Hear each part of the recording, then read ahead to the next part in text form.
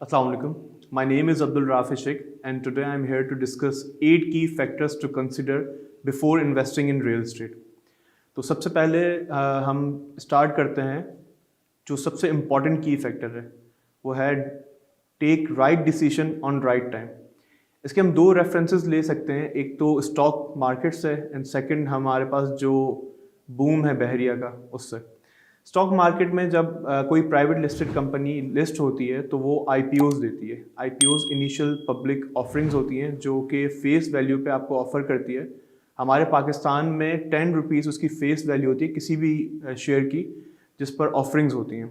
बाद में ग्रोथ आते आते उसके शेयर की प्राइसेस ग्रेजुअली इंक्रीज़ हो जाती हैं जो कि प्रॉफिट की रिटर्न्स में आपको हासिल होती हैं।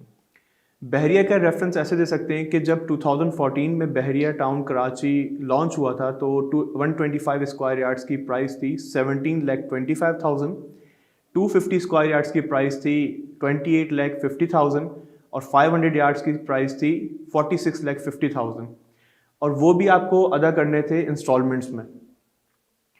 इस वक्त जो करंट सिचुएशन है बहरिया टाउन की तो आपको 125 square yards at least 60 to 80 lakh तक मिलते हैं।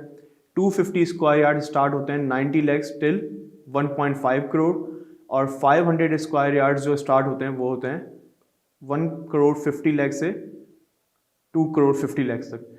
तो इससे आप अंदाज़ा लगा सकते हैं कि एटलीस्ट आपको इन 8 सालों में 300 to 500% ग्रोथ मिलती है। अच्छा, तो मेजर जो आपके पास बेस्ट टाइम होता है इन्वेस्टमेंट का वो इनिशियल फेज़ होता है जब वो सोसाइटी लॉन्च हो रही होती है।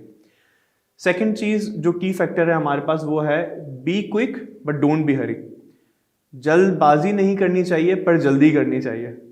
इससे हम इसका अंदाज़ा लगा सकते हैं कि हर किसी के घर में एक अब्बू नाना दादा होते हैं जो कभी आपको ड्राइव पर ले जाते हैं और कहते हैं कि राफे यार ये देखो मेरे पास ये है ना 2014 में या प्लॉट मिल रहा था इस वक्त 15 लाख रुपए का, आज उसकी कीमत 1 करोड़ पे हो गई थी। काश मैं उस वक्त ले लेता तो आज हम भी करोड़पति होते, पर उन्होंने वो डिसीजन नहीं लिया, इस वजह से वो आज पछता रहे होते हैं। जल्दबाजी नहीं करनी चाहिए इस सेंस में कि आपने सबसे पहले उसको इवेल्युएट करना है बिल्डर की क्रेडिबिलिटी से, उसकी सराउंडिंग्स क्या हैं, वो सही चीज़ है भी या नहीं, ताकि वो 15 लाख भी आप गवा ना बैठें। थर्ड चीज़ जो है वो आपने इवेल्युएशन करनी है।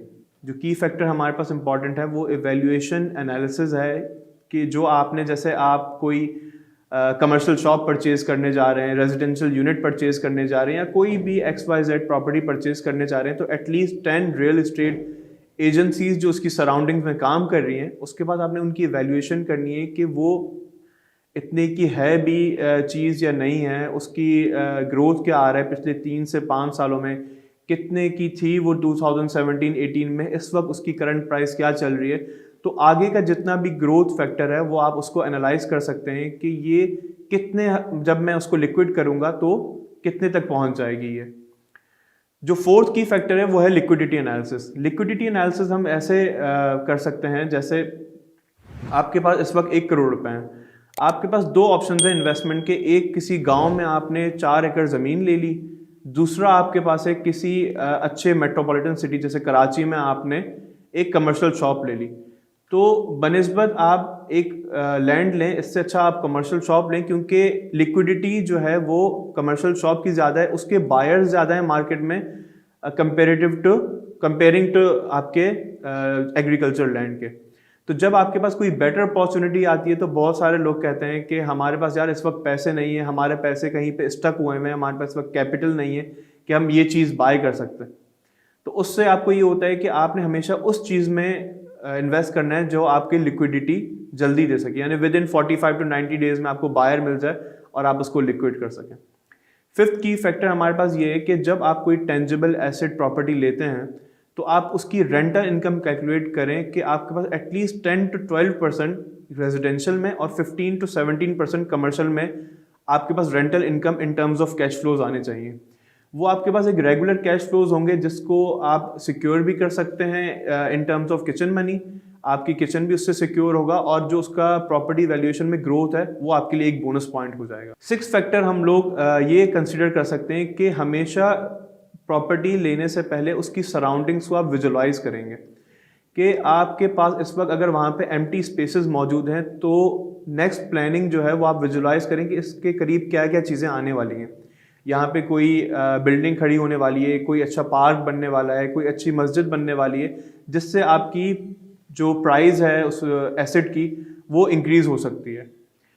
7th की फैक्टर जो हम कंसिडर कर सकते हैं वो ये है कि try to buy nearby amenities. आपकी जितनी भी सराउंडिंग में एमिनिटीज़ हैं अगर वो बिल्डअप हो चुकी हैं तो ट्राई करें कि उसके करीब ही आप अपना एसेट लें। यानी अगर आप कोई शॉप ले रहे हैं तो उसके करीब ही कोई शॉप्स होनी चाहिए, स्कूल्स होने चाहिए, पार्क्स होने चाहिए, हॉस्पिटल्स होने चाहिए। इससे आपकी जो वैल्यूएशन है प्रॉपर्टी की वो जल्दी बढ़ती भी है और लोग प्रेफर भी करते हैं कि ये चीज़ अगर एक्सेसिबल है तो हम इस यहाँ पर ही 2-4 लाख रुपए या 2-4 करोड़ रुपए ऊपर भर के यहीं पे हम ले लें, तो इससे यह है कि हमारे पास एक्सेसिबिलिटी हो सकती है। जो लास्ट की फैक्टर हमको कंसिडर करना है वो ये है कि आपने अपने प्रॉपर्टी के जो एसेट्स हैं वो स्प्रेड करना है। इस पे वॉरेन बफेट का एक कोट है, don't put your all eggs in one basket. कि अगर आपकी वही बास्केट पलट गई तो आपके सारे एग्स नीचे गिर जाएंगे और आपकी सारी इन्वेस्टमेंट्स खराब हो जाएंगी। प्रॉपर्टी में जैसे कि ग्रोथ बहुत ज़्यादा है, इस हिसाब से उसका रिस्क भी ज़्यादा है। तो आपको हमेशा, जैसे आपके पास एक कोई 2 करोड़ की इन्वेस्टमेंट है तो आपको चाहिए कि 50-50 लाख के कोई 4 ऐसे अच्छे एसेट्स लेने चाहिए कि कभी किसी की लिक्विडिटी कम आ रही है, वैल्यूएशन कम आ रही है, तो आप दूसरा एसेट को फ्लिप करके एक री इन्वेस्ट कर सकें कहीं पे जिसकी बेटर अपॉर्चुनिटी हो। तो हमेशा अपने एसेट्स को आप स्प्रेड करें, इससे आपकी रेंटल इनकम भी ज़्यादा आएगी और आपकी लिक्विडिटी एनालिसिस भी अच्छी होगी।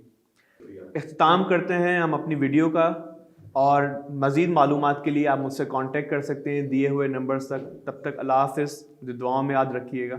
Thank you.